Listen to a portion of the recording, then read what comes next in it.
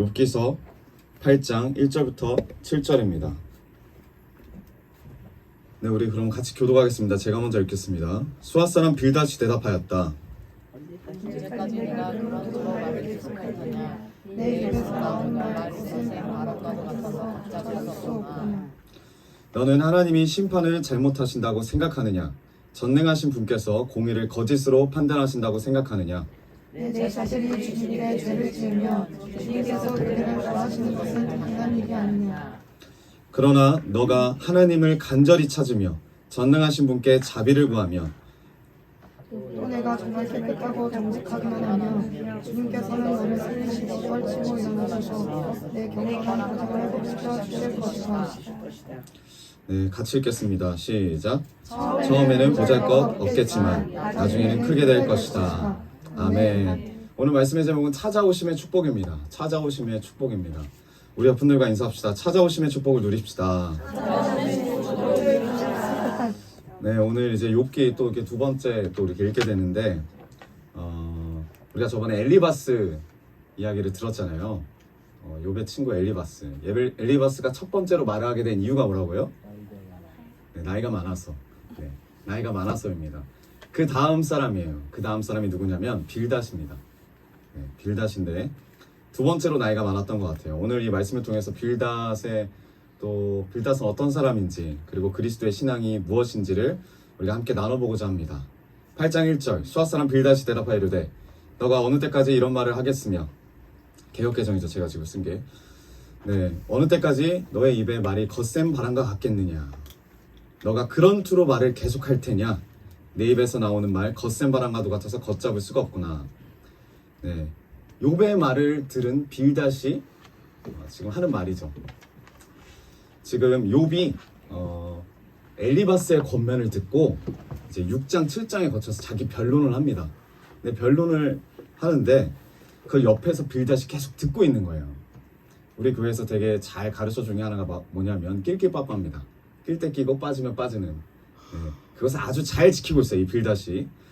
이 최고 연장자의 말, 엘리바스의 말을 들으면서 이 빌닷이 옆에서 지당하신 말씀이라고 고개를 끄덕이면서 너무나 감탄에 겨워하는 그 눈빛과 그런 행동으로 어떤 마음으로 옆에서 듣고 있었을 것 같냐면, 욥이 엘리바스의 말처럼 자신의 죄를 자백하기를 원할 것 같아요.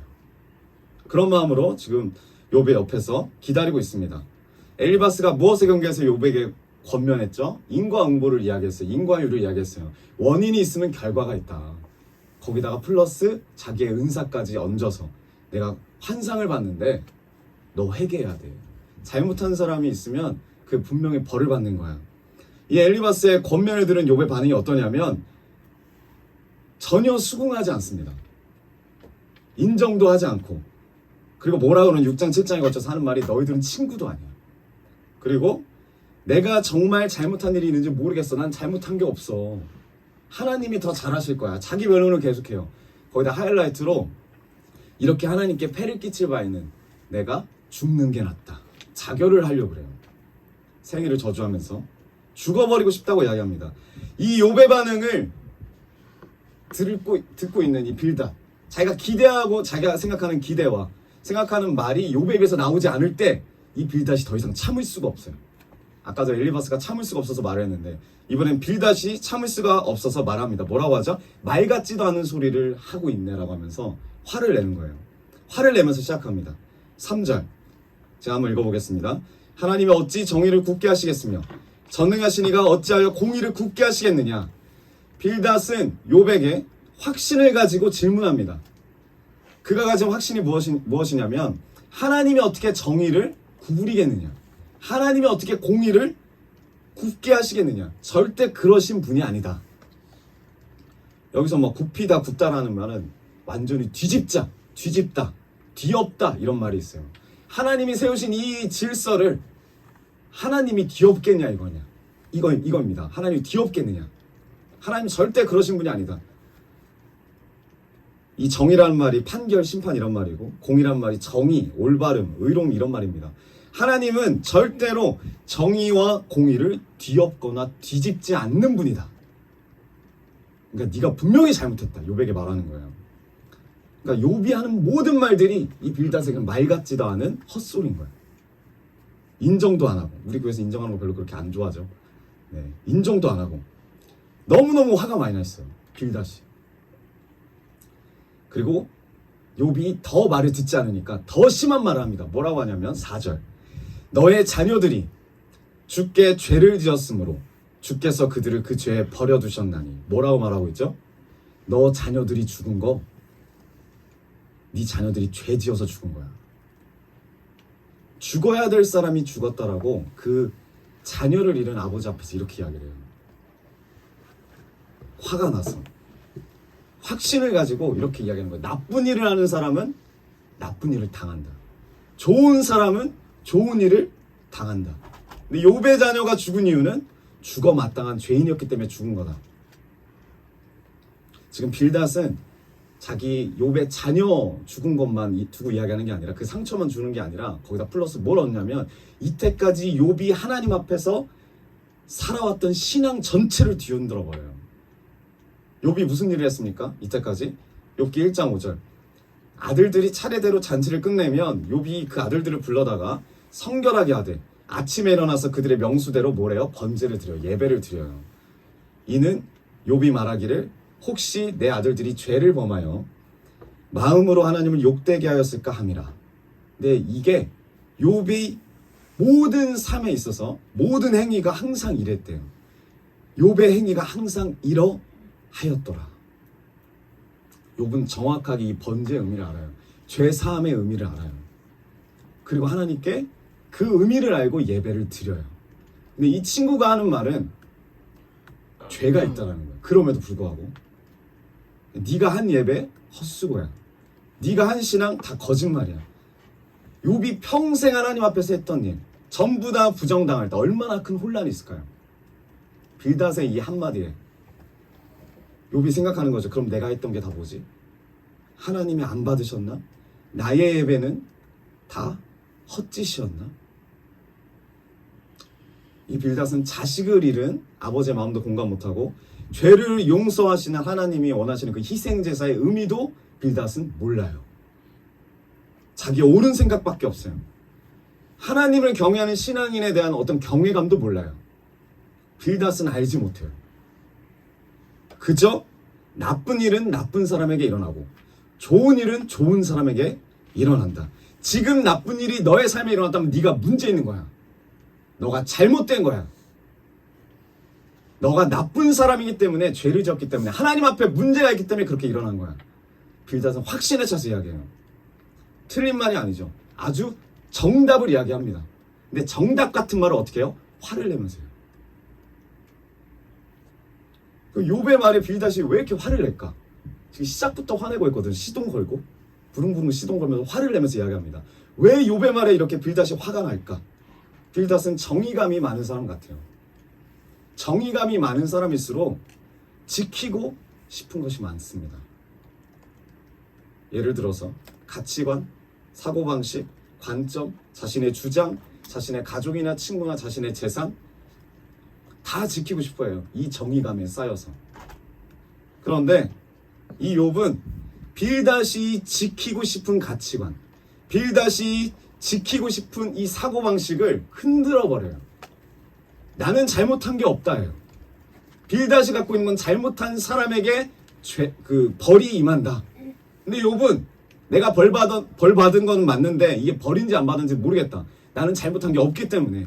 그래서 나 하나님 앞에 지금 토로한다. 빌닷은 이해가 안 되는 거예요. 못마땅한 거예요. 정의감에 불타서 화를 내면서 이 욥에게 지금 계속 번면합니다. 욥은 계속 하는 말이 똑같아요. 나는 결백하다. 빌닷은 하나님은 정의를 굽게 안 한다. 공의를 굽게 안 한다. 근데 여러분, 빌닷이 맞습니까? 아니에요. 빌닷이 틀렸어요. 하나님이 우리를 너무 사랑하셔서 어떻게 하십니까? 이 공의를 굽으셨죠. 정의를 굽으셨어요. 로마서 5장 7절에서 10절. 의인을 위하여 죽는 자가 쉽지 않고 선인을 위하여 용감히 죽는 자가 혹 있거니와. 우리가 아직 죄인 되었을 때 그리스도께서 우리를 위하여 죽으심으로 하나님께서 우리에 대한 자기의 사랑을 확증하셨느니라. 그러면 이제 우리가 그의 피로 말미암아 의롭다 하심을 받았으니 더욱 그로 말미암아 진노하심에서 구원을 받을 것이니 어떨 때요? 또 곧 우리가 원수 되었을 때 그의 아들의 죽으심으로 말미암아 하나님과 화목하게 되었은즉 화목하게 된 자로서는 더욱 그의 살아나심으로 말미암아 구원을 받은 것이니라. 아멘. 빌닷은 너무나 옳은 소리를 했어요. 너무나 지당한 말을 했어요. 근데 하나님은 어떠세요? 우리가 아직 죄인 되었을 때, 우리가 아직 원수 되었을 때 자신의 정의를 뒤엎으세요. 자신의 공의를 뒤엎으세요. 이것이 십자가 안에서 이루어진 하나님의 사랑입니다. 근데 빌닷은 사랑을 몰라요. 계속 자신의 가치관을 욥에게 주장합니다. 왜요? 빌닷은 이 은혜를 받은 줄 몰라요. 받은 적이 없기 때문에. 그리고 뭐라고 합니까? 욥에게 지금이라도 늦지 않았다. 5절 너가 만일 하나님을 찾으며 전능하신 이에게 간구하고 6절 또 청결하고 정직하면 반드시 너를 하나님께서 돌보시고 너의 의로운 처소를 평안하게 하실 것이라. 그리고 나오는 우리가 아주 많이 듣는 많이 본 유명한 말씀이 이 말씀입니다. 하이라이트. 너의 시작은 미약하였으나 너의 나중은 심히 창대하리라.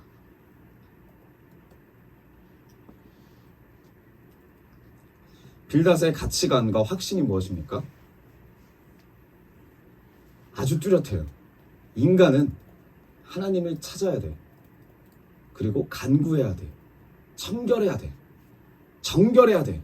그러면 하나님이 너를 돌보실 거야. 하나님이 의로운 처소를 너에게 허락하시고 평안하게 하실 거야.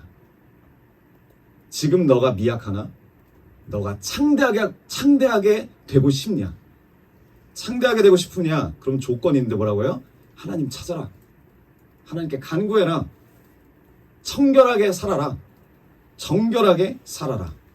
그럼 창대하게 될 것이다. 이 의미입니다. 내 시작은 미약하였으나 내 후는 창대하게 되리라. 여러분, 좋은 말인데 너무나도 괜찮은 말이에요. 멋있는 말이고. 근데 이건 기독교가 아니에요.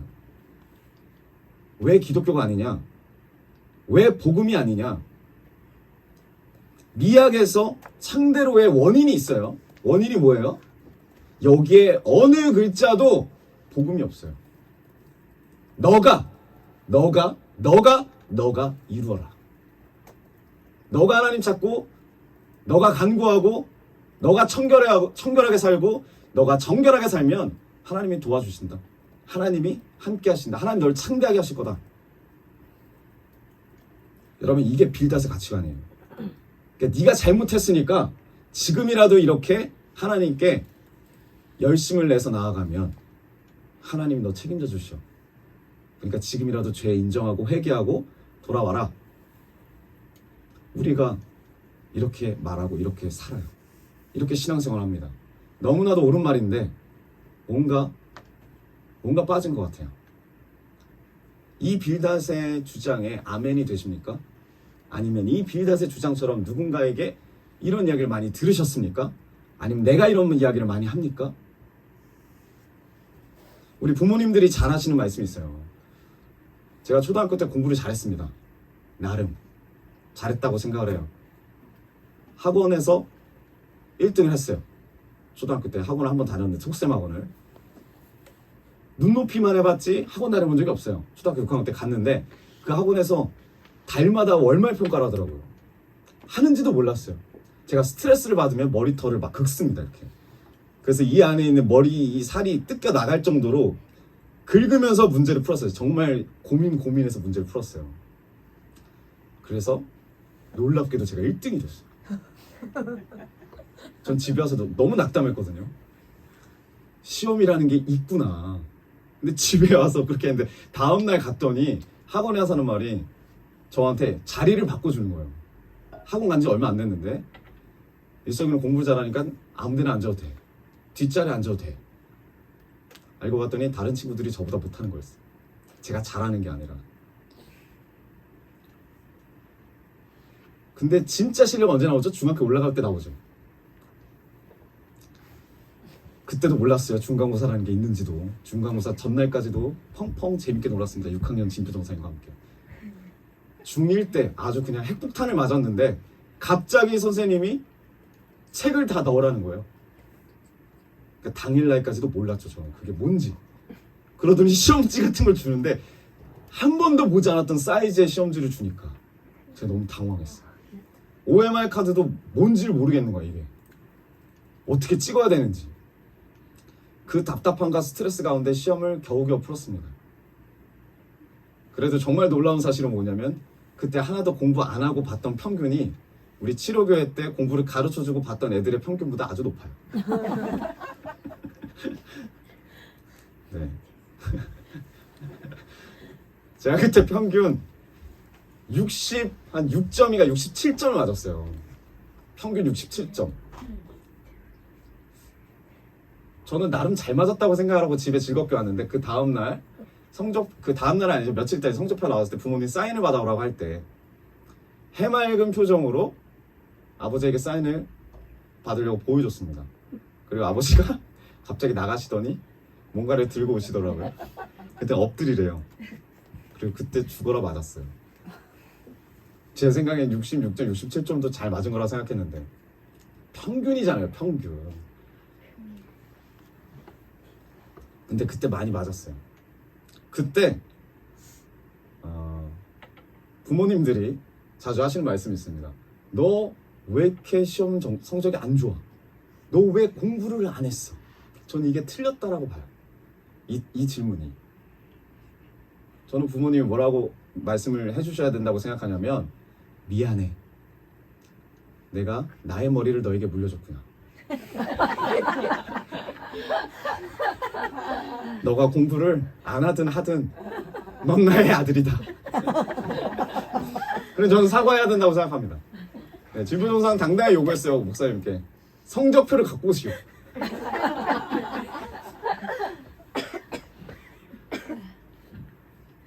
상당하게 사과하고 그리고 복음을 전해야죠. 네가 아무리 열심히 해도 넌 안 돼. 넌 나의 아들이기 때문이야. 그러나 그래서 너에게 하나님의 은혜가 필요해. 하나님의 도우심이 필요해. 그 도우심으로 너가 성적을 맞는 거야. 이 얼마나 성경적인 대화예요. 그렇죠? 우리 모두 다 그런 가정이 되시길 축복합니다. 네. 근데 만약 우리가 이 빌닷의 말에 우리의 열심과 우리의 노력으로 이루어라 라는 말에 아멘이 된다면 이 빌닷의 말을 진리라고 생각하고 산다면 이 미학에서 창대까지 가는 과정 가운데 은혜가 들어갈 자리가 없어요. 주님이 십자가 지심의 그 축복, 은혜가 그 복음이 들어갈 자리가 없어요. 아무 데도 없어요. 그냥 내가 열심히 하나님 찾으면 되고 열심히 기도하면 되고 내 삶을 열심히 청결하게 씻어내면 되고 열심히 정직하게 나를 부인하면 돼요. 매일매일 이렇게 살면 돼요. 그러면 창대하게 된대요. 살 수도 있어요. 이렇게 사는 사람도 있고. 근데 이게 얼마나 유지가 되겠냐 이거예요. 이게 빌닷의 가치관이고 빌닷이 지키고 싶은 사고방식이에요. 소중한 것이에요. 빌닷에게. 내 시작은 미약하였으나 내 나중은 창대하리라. 아무리 힘들어도 절대 쉬지 마라. 아무리 힘들어도 계속해서 열심을 내어서 살아라. 독촉이죠. 독촉. 듣는 사람은 어때요? 피가 말라요. 여러분 이러한 마인드를 가진 사장님이 우리의 사장님이라고 생각해 보세요. 우리 사업장이 얼마나 많아요. 내 시장은 미약하으나 너의 후는 창대하리라. 이 걸개가 문구가 얼마나 많습니까? 근데 우리 사장님이 이거를 그냥 장식으로 걸어두고 선물 받아서 그냥 걸어둔 게 아니라 진짜 이 빌닷의 가치관으로 매일매일 이렇게 열심히 살아야 된다. 못 보는 거야. 못 보는 거예요. 그럼 그 직원들이 행복합니까? 말은 하겠죠. 예, 해보겠습니다 하고 한두 번은 할지 모르지만 이 쉼이 없는 삶이 축복이라고 말할 수가 없어요. 나가 떨어지게 돼요. 여러분 왜 이 빌닷의 말에 집중하죠? 사람들이 우리가 이거를 아무리 이게 좋은 말이라도 우리가 놓치면 안 돼. 우리가 영화를 보더라도 책을 보더라도 주인공 그러니까 착한 사람과 악당이 누군지를 알아요. 모르면 내가 악당인 거예요. 악당이 누군지를 알아요. 그럼 말씀을 보더라도 빌닷이 착한 사람인지 하나님 앞에 욥이 착한 사람인지가 우리 그냥 느낌적으로도 알 수가 있어요. 빌닷은 착한 사람이 아니에요. 하나님이 지금 의인이라고 칭한 사람은 욥이에요. 근데 우리는 이 빌닷이 하는 말을 그대로 신앙생활해요. 왜? 너무나 맞는 말이니까. 세상 사람 다 이렇게 이야기하잖아요. 열심히 살아라. 열심히 하루하루 살아라. 빌닷은 이것을 믿고 이 공식과 원리가 매우 중요한 사람이에요. 근데 이거를 부정하는 사람이 있으니 그게 욥인 거예요. 근데 우리가 이 빌닷의 말대로 살 수 있습니까? 우리가 첫 단추부터 살 수가 없어요. 뭐라 그래요? 처음부터? 하나님을 찾으래요. 우리가 그렇게 많이 말하잖아요. 하나님 찾으라고. 근데 성경을 따르면 하나님을 발견한 사람이 있냐? 한 명도 없어요. 자기의 의로 자기의 노력으로 하나님을 발견한 사람이 없어요. 왜 우리가 하나님 발견 못해요? 우리가 하나님을 갈망합니다. 근데 중요한 게 뭐냐면 우리가 주소를 몰라요. 그래서 헤매요. 그러다가 지쳐서 떨어져 나가요. 요한복음 7장 34절 한번 띄워주세요. 그러면 너희가 나를 찾아도 만나지 못할 것이요 내가 있는 곳에 너희가 올 수도 없을 것이다. 누가에게 한 말이냐면 바리새인들에게 하는 말입니다. 바리새인들 어떤 사람이죠? 자신의 의와 자신의 노력으로 하나님을 찾을 수 있다고 생각하는 사람, 하나님 원하신 뜻까지 나아갈 수 있다고 생각하는 사람들, 그 사람들에게 주님이 말씀하시는 거예요. 너희가 나를 찾아도 만나지 못할 것이요 내가 있는 곳에 너희가 올 수도 없을 것이다. 빌닷도 바리새인 같은 자죠. 빌닷은 틀렸어요. 많은 바리새인들이 주님 찾으려고 노력합니다. 성경에서 주님 찾으려고 자기의 의로 나가고 노력을 하고 연구해요. 그러나 그들은 주님을 찾을 수가 없어요. 요한복음 8장 21절 예수께서 다시 그들에게 말씀하셨다. 나는 가고 너희는 나를 찾다가 너희의 죄 가운데 죽을 것이다. 그리고 내가 가는 곳에 너희는 올 수 없다. 이 바리새인들이 예수님을 찾는 동기가 뭐냐면, 주님을 찾는 동기가 뭐냐면 자기가 이용하기 위해서 찾습니다. 진짜 구원에 관심 없어요. 자기의 명예를 위해서 찾아요. 자기가 얼마나 괜찮은 사람인지 자신의 노력이 드러나기 위해서 주님을 찾습니다. 주님은 그러한 이들의 동기들을 죄라고 이야기해요. 이 동기가 불순한 바리새인들은 절대 주님을 찾을 수 없다라고 지금 성경에 써 있어요. 요한복음 13장 36절 시몬 베드로가 예수께 물었다. 그때 우리가 누가복음 읽었던 거예요. 다른 버전이죠. 요한복음 버전입니다. 주님 어디로 가십니까? 예수께서 대답하셨다. 내가 가는 곳에 너가 지금 따라올 수 없으나 나중에는 따라올 수 있을 것이다. 베드로가 주님께 목숨을 바쳐서라도 따라가겠다고 결단하고 다짐해요. 근데 이 베드로가 예수님 따라갈 수 있습니까? 자기의 다짐, 자기의 각오, 자기의 열심으로 예수님이 가신 그 길 걸어갈 수 있어요? 갈 수 있다고 지금 다짐하잖아요. 확신하잖아요. 빌닷이 원하는 대로 말하잖아요. 근데 어떻게 되죠? 진짜 그 길에 딱 들어서는 그 순간 시작부터 배신하고 도망갑니다. 그러나 지금은 아닌데, 예수님 말하죠. 지금은 아닌데, 지금은 따라올 수 없으나 나중에는 따라올 수 있을 것이다. 이 말의 권위가 베드로를 변화시킨 거예요. 베드로의 결단과 베드로의 어떤 다짐이 베드로를 다시 주님께로 돌이킨 게 아니라, 지금은 아닌데 나중에는 너가 나를 다시 따라올 것이다. 주님이 하신 이 말씀에 권위가 있는 거예요. 이 권위 때문에 베드로가 바뀐 거예요. 그래서 예수님이 먼저 우리를 찾아오셔야 돼요. 성령님이 먼저 우리에게 임하셔야 돼요. 반드시 우리를 찾아내셔야지만 우리가 하나님을 만나게 돼요. 우리가 아무리 여기서 주구장창 기도하고 주구장창 하나님 찾겠다고 이야기해도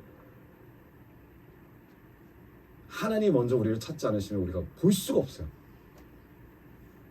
이게 복음이에요. 이게 아니면 빌닷이에요.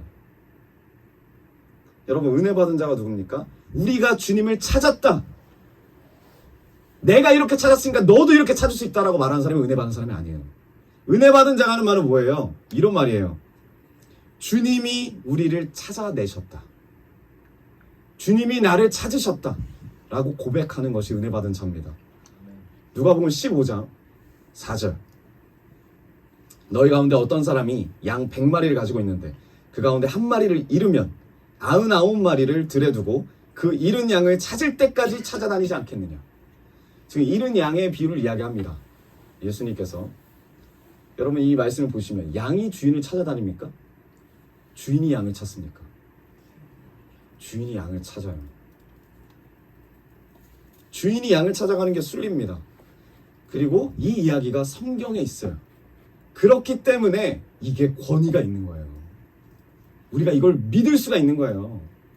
내 결단으로 주님 찾아가는 게 아니라 주님이 우리를 찾아오신다라는 약속이 이미 성경에 기록되어 있기 때문에 이 이야기의 권위를 우리가 믿는 거예요.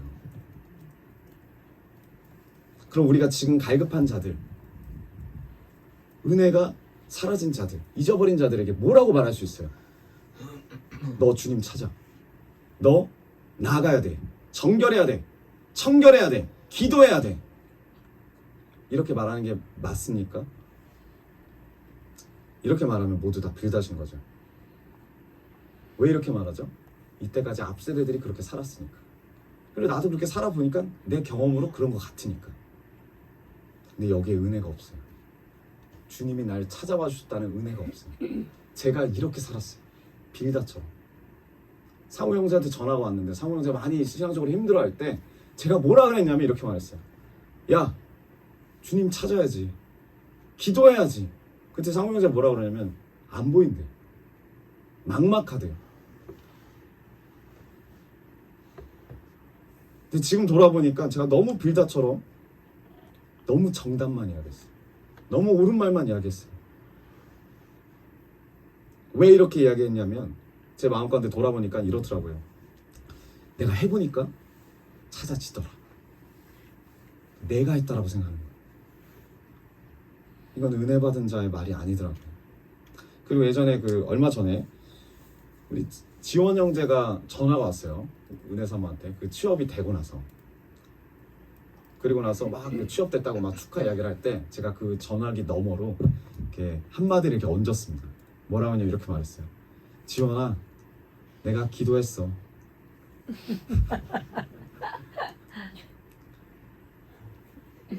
그때는 그냥 너무 기뻐서 그냥 한마디 하고 딱 넘어갔는데 와, 나중에 돌아보니까 이제 목사님 같이 계셨거든요, 그 자리에. 나중에 전화가 딱 왔어요, 저한테. 직접적으로 말하지 않고 이렇게 말했어요. 모든 것이 다 하나님의 은혜지. 제가 빌다시더라고요. 나 때문에 붙었다 라는 거잖아요. 내가 기도해서 붙었다. 나를 높이더라고요. 근데 여러분, 이 성경의 권위를 둔 자, 진짜 은혜 받은 자는 어떻게 그럼 기도해야 될까요? 기도해! 뚫어! 잘나가! 이렇게 말할 수 있어요. 말해야죠. 이게 맞는 말이에요. 틀린 말이 아니에요. 그러면서 우리가 한마디를 더 해야 된다는 거죠. 뭐라 하냐면 이 말이에요. 하나님이 너를 찾아가실 거야. 너도 부르짖어. 너도 하나님을 찾아. 하지만 이걸 잊으면 안 돼. 네가 하나님을 찾아서 하나님을 만나주신 게 아니라 너가 찾되 하나님이 내려와 주셨기 때문에 너를 만나주신다. 그게 은혜야. 하나님 분명 상황과 때에 맞춰서 너를 만나주실 거라고 난 믿어. 기다려라. 지금 보이지 않아도 하나님이 일하심을 믿어. 성경의 권위가 그래요. 주님이 그렇게 말씀하셨어요. 누가복음 15장 8절 드라크마 비유가 나오죠. 우리가 회개해서 하나님 앞으로 나가는 게 아니죠. 회개하기 이전에 하나님이 우리에게 먼저 오셨기 때문에 우리가 회개할 수가 있는 거예요. 우리에게 먼저 오셨기 때문에 기도할 수 있는 마음이 생겨서 기도하게 되는 거예요. 우리에게 오셨기 때문에 청결할 수 있게 되는 거예요. 하나님이 잃어버린 우리를 찾아오시는 것이 그게 바로 복음이더라고요. 여러분, 동전이 움직일 수가 없어요. 잃어버린 드라크마는 스스로 주인의 지갑으로 들어갈 수가 없어요. 그 주인이 이 드라크마 찾으려고 어떻게 하죠? 온 집안을 다 뒤집어 엎어요. 자신의 정의와 자신의 공의를 다 굽게하고 뒤집어 엎어서라도 잃어버린 이 드라크마를 찾으십니다. 이게 주님이 우리를 향하신 마음이에요. 이 진리 위에 권위를 두시고 살아가시길 축복합니다. 주인의 특징이 뭐죠? 주인의 특징이 나와요. 양도 그렇고 드라크마도 그렇고 찾아내기까지 절대 포기하지 않으신다. 끝까지 찾아낸다는 사실이에요. 주님이 우리의 삶을 그렇게 찾아오셨어요. 끝까지 포기하지 않으세요. 여러분 제가 얼마 전에 뉴스를 하나 봤는데 여러분 다 보셨을 거예요. 뭐 그 어린이 대공원에서 얼룩말이 탈출을 했대요. 보셨습니까? 이름 아세요? 네, 세로. 이름 어떻게 기똥차게 얼룩말 줄무늬처럼 세로로 지었는지. 네. 네, 저는 몰랐는데 왜 이렇게 탈출 한 3시간 정도 탈출했다는데 사연이 있더라고요, 얼룩말에게. 사연도 아세요? 네. 엄마가 먼저 죽고 그리고 이제 그 엄마하고 유대 그 관계가 있어야 될 때 엄마를 의지하지 못하고 아빠를 의지한 거죠. 아빠 얼룩말을. 근데 아빠 얼룩말도 죽은 거예요. 그래서 너무너무 슬픈 이 얼룩말이 담장을 부수고 나왔는지 담장이 열려서 나왔는지 담장을 뛰어넘어서 나왔는지 말이 다 다르지만 아무튼 담장을 나왔어요. 그리고 그 얼룩말이 안전이 보장된 동물원으로 돌아오기까지 마취 총 7대를 맞고 네, 잠결에 돌아왔습니다. 네, 키포인트가 이거예요. 자기가 돌아온 게 아니에요. 그렇죠? 자기가 돌아온 게 아니라 자기를 찾아낸 사육사들에 의해서 돌아온 거예요. 본인이 돌아온 게 아니에요. 여러분, 엄마의 빈자리, 아빠의 빈자리를 찾으려고 이 얼룩말이 떠났어요. 마음이 너무 답답해서 이 우리를. 그래서 세상을 나갔습니다. 뭐가 있습니까 거기에? 택시와 얼룩말이 같이 있더라고요. 아빠의 빈자리, 엄마의 빈자리 누가 찾아도 찾아줄 수가 없어요. 나오긴 나왔는데, 박차고 나왔는데 세상 가운데 이 무겁고 불안한 마음을 이 세상 가운데 누가 회복시켜 줄 수가 없어요. 이 얼룩말이 나와 보니까 깨달은 거야. 여기가 내가 있을 곳이 아니다. 경적 소리 몇 번 듣고 먹이도 없고 더 힘든 거예요. 세상 가운데. 세상만 나가면 여기보다 훨씬 낫겠지. 여기서 상처받는 것보다 낫겠지 하고 나갔는데 나가보니까 더 힘든 거예요. 근데 돌아갈 수가 없어요. 본인이 돌아갈 수가 없어요. 동물은 어딘지도 모르고 돌아갈 생각도 없고 그냥 막연합니다. 어떻게 해야 돼요? 이 얼룩말은? 죽어야 돼요. 사자였으면 죽었죠 벌써. 이 얼룩말도 죽어야 돼요. 마취총 맞고 죽어야 돼요. 마취총 맞을 때 어떤 느낌 들까요? 나 이제 돌아가는구나 라고 생각하고 마취총 맞았을까요? 자기 죽었다라고 생각하고 맞았을 거예요. 그 총 맞을 때. 그걸 7대나 맞았다는데 뭐가 죽어야 됩니까? 내가 생각하고 추구한 삶이 죽어야 돼요. 그리고 눈 떠보니까 어때요? 안락한 동물원에서 제가 그 뉴스 마지막 보니까 이 동물원에서 이 얼룩말을 위해서 예쁜 색시도 준비해둔대요. 여러분, 우리가 그래서 이 자리에 있는 거예요. 눈 떠보니까 이 자리인 거예요.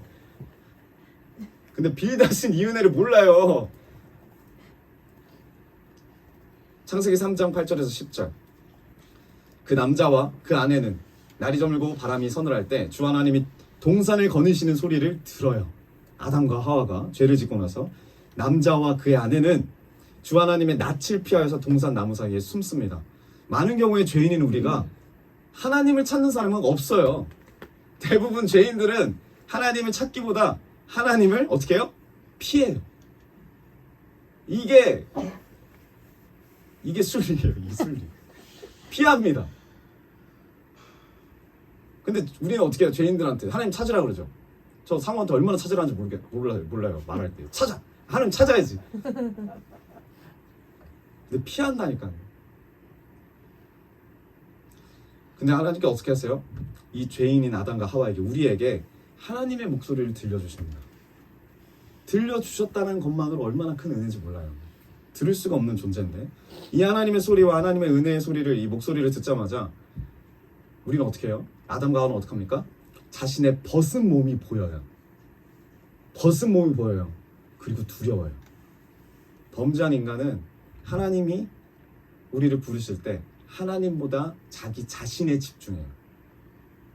그래서 숨어요. 여러분, 은혜가 뭐냐면 은혜는 숨어있는 죄인을 찾아내시는 하나님의 사랑인 줄 믿습니다. 숨어있는 우리를 찾아주셨기 때문에 그게 은혜인 거예요. 우리 이름을 불러주셨어요. 우리가 찾습니까? 하나님 찾습니까? 하나님이 찾아오셨다는 거예요. 근데 우리가 하나님을 찾는 건 뭐죠? 우리 자기 필요 때문이에요. 잘 보세요. 우리가 하나님 열심히 찾을 때는 뭐예요? 우리가 필요할 때 하나님 찾는다는 거예요.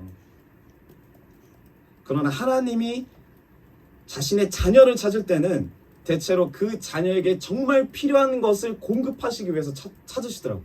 찾아오시더라고요. 제가 여기 유리하고 지용이가 있는데 유리야 왜 눈을 돌리죠? 지용아 네 다른 곳을 보고 있어요.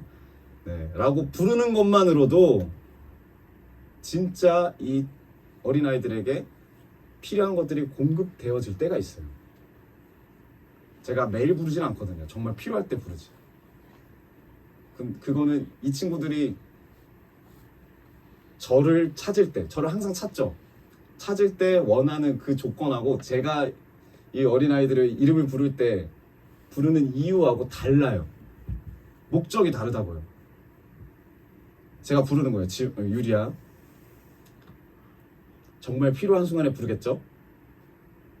영어 숙제했니? 영어 단어 외웠니? 라고 물어보면 괴로워요. 저기 벌써 저기 수그리고 있네. 괴로워요. 듣는 것이 괴로워요. 지금 듣는 것이 힘들어요. 스트레스예요. 근데 지금 이게 체득되지 않으면, 지금 이게 공급되지 않으면 나중에 인생이 잘못돼요. 그래서 시시때때로 필요할 때마다 공급해 주는 거예요. 숙제 해야 된다. 영어 외워야 된다. 안 그러면 나처럼 된다. 그럼 아이들은 자신의 필요한 것을 목적으로 아버지를 찾습니다. 근데 아버지는 이 진짜 아이들에게 필요한 것을 주기 위해서 부르신다는 거예요. 이게 달라요. 이게 달라요. 하나님이 우리를 그렇게 부르세요.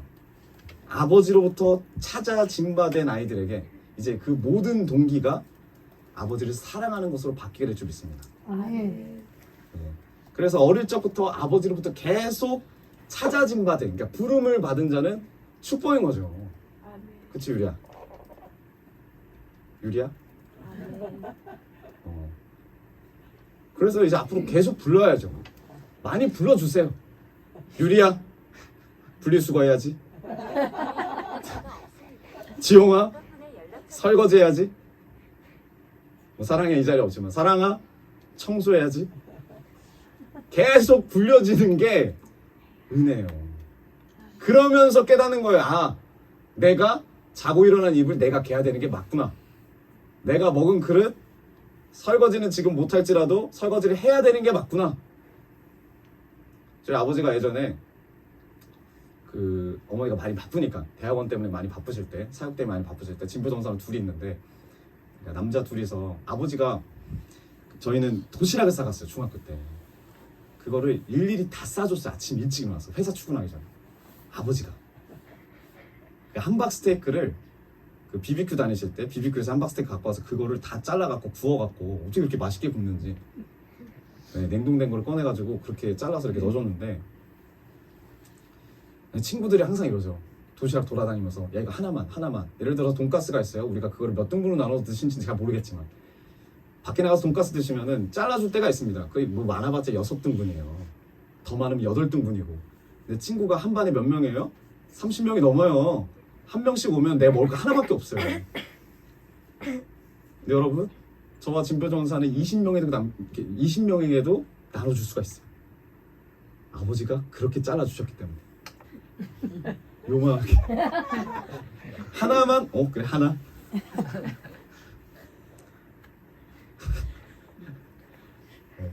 아버지가 그렇게 하셨어요. 아버지가. 근데 그 아버지가 그렇게 헌신하시고 하시면서 얼마나 사랑이 느껴집니까? 근데 우리가 그 사랑을 모르는 거죠. 어떡합니까? 집에 와서 도시락을 씻어놓진 않는 거예요. 근데 우리도 그래도 아버지가 무서우니까 도시락을 꺼내놔요. 뚜껑에다 이렇게. 한 번은 갖고 엄청나게 혼난 적 있어요. 물을 안 담궈놨다. 밥알이 다 붙었다. 너무 힘들다고 설거지할 때. 그래서 막 짜증을 내셨어요. 그래서 지금 저는 그게 그냥 자동으로 물을 킵니다. 저희 집에 제가 설거지한 거 잘 보시면 우리 집이나 아니면 여기서 보시면 제가 밥을 먹잖아요. 그럼 식당에 갖다 놔요. 그리고 바로 설거지 안 할 거면 물을 켜서 물을 다 묻혀놔요. 이렇게. 이게 아주 그냥 철두철미하게 이게 인식이 돼버렸어요. 유리야, 분리수거 해야지. 아버지로부터 계속 찾은 바 된 이유가 결과적으로 지금의 저를 만들게 되는 거예요.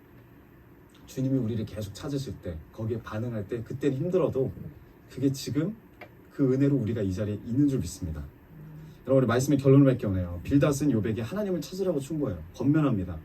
시작이 아무리 미약해도 하나님을 찾기만 하면 나중에는 심히 창대하게 될 것이 하면서 확신을 가지고 이야기해요. 희망 고문이에요. 희망 고문. 누가복음 15장의 말처럼 이 잃은 양은 주인을 찾을 마음이 없어요. 그냥 힘듦만 토로할 뿐입니다. 주인이 찾아왔어요. 이 잃은 동전도 마찬가지예요. 할 수 있는 게 없어요. 주님이 오실 때까지 주님이 자신의 정의와 공의를 다 굽어서 뒤엎으면서까지 찾아주셔야 찾을 수가 있어요. 주님이 그렇게 하신대요. 이 얼룩만 새로 얼마나 귀엽고 깜찍한지. 이 새로에게 동물원을 새로 하다 나왔어요. 그 새로에게 복음을 전한다고. 동물이지만 새로 같은 사람이 얼마나 많겠습니까? 복음을 전한다고. 너 왜 여기 있니? 아, 나 동물원 너무 답답해서 나왔어. 그래? 그럼 우리가 복음을 전해야 되잖아요. 돌아가! 동물원으로 돌아가! 동물원을 찾아! 복음이 아니에요. 돌아가신 부모님 찾아 떠나라는 말하고 다를 게 없어요. 그 새로한테 막막해요. 막연해요. 이 마취총 7발이 이 새로는 죽습니다. 그리고 눈 떠보니까 사랑과 평안이 가득한 동물원 안에서 이제 예쁜 색시도 준비되어 있대요. 여러분, 이게 저주입니까? 축복입니까? 남들은 저주라 그래요. 세상은 저주라 그래요. 왜 이렇게 생각하시는 분도 있어요. 아니, 야생동물을 동물원에 가두는 게 말이 되냐? 그러면 이거는 이 설교의 은혜를 잘못된 방향으로 인식하고 계시는 겁니다. 빨리 헤어나오시길 바래요. 왜냐면 이 세로는 그냥 동물이에요. 거기서 태어났으니까. 야생을 몰라요, 이 세로는. 주님이 우리를 찾아오셨습니다. 이게 축복이에요. 주님을 떠난 자유가 뭐 대단하고 쾌락이 있을 것 같지만 막상 떠나면 어때요? 위태로워요. 그리고 위험합니다. 그리고 무서워요. 두려움에 떠는 삶을 살 수밖에 없어요. 근데 우리가 이제 그분 안에서, 예수 그리스도 안에서 새로운 인생을 살게 돼요. 눈 떠보니까 사랑과 평화가 보장된 어디에 있어요? 은혜 아래 있더라. 그분의 사랑 안에 갇혀 살지만 이것은 이제 더 이상 결코 저주일 수가 없어요. 진정한 자유이자 엄청난 축복입니다. 지금 우리가 주님 안에 갇혀 있더라도 이것이 복인 줄 믿어요. 오늘 하루 친히 우리를 찾아오셔서 숨어있는 우리를 찾아내신 그 주님께 감사하고 주님께 경배드리는 하루가 되길 주님을 축복합니다. 아멘. 우리 시간